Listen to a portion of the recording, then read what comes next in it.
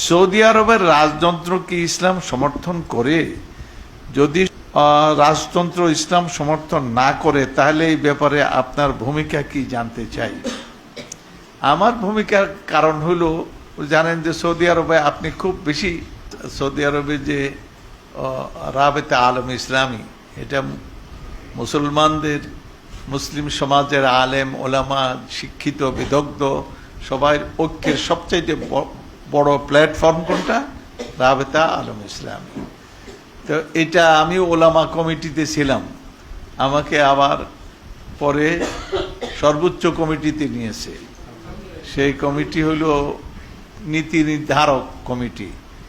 তো এটার মধ্যে দেওবন্দের উনিও আছেন, মিশরের যে আল আজহারের প্রধান উনি মন্ত্রী মর্যাদায় উনি আছেন, তারপরে বাইতুল মাকদেসের ইমাম উনিও আছেন, হারাম শরীফের ইমাম সুদাইস আছেন। সুদাইস আর আমি একই সঙ্গে এটার সদস্য হয়েছি একই প্রস্তাবে।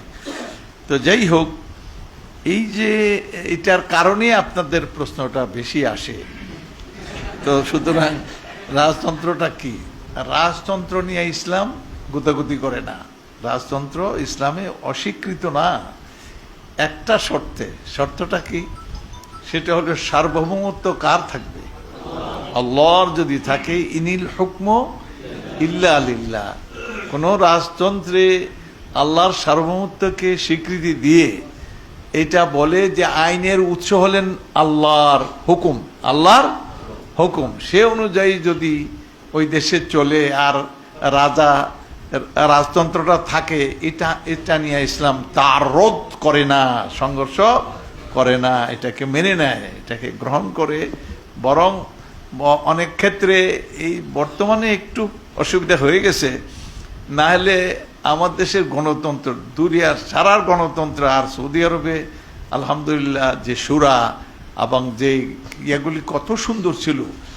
শেখ ফুয়াদ আব্দুল হামিদ আল খাতিব, তিনি এখানে রাষ্ট্রদূত ছিলেন, তার ছাত্র আমি, তিনি আমাকে মক্কা ইউনিভার্সিটিতে পাঠিয়েছেন, তিনি পড়াইছেন আমাকে অনেক কিছুই, তার এহসান আমার প্রতি।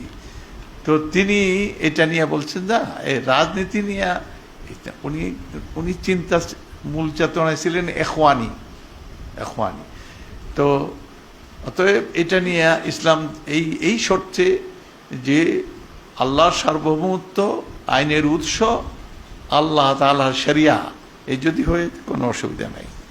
সুতরাং সৌদি আরবে এটা ছিল, ইদানিং একটু হস্তক্ষেপ হচ্ছে, এই আর কি। দোয়া করেন, সৌদি আরবের জন্য দোয়া করেন, যারা আল্লাহ ইসলাহ করে দেন, সংশোধন করে দেন।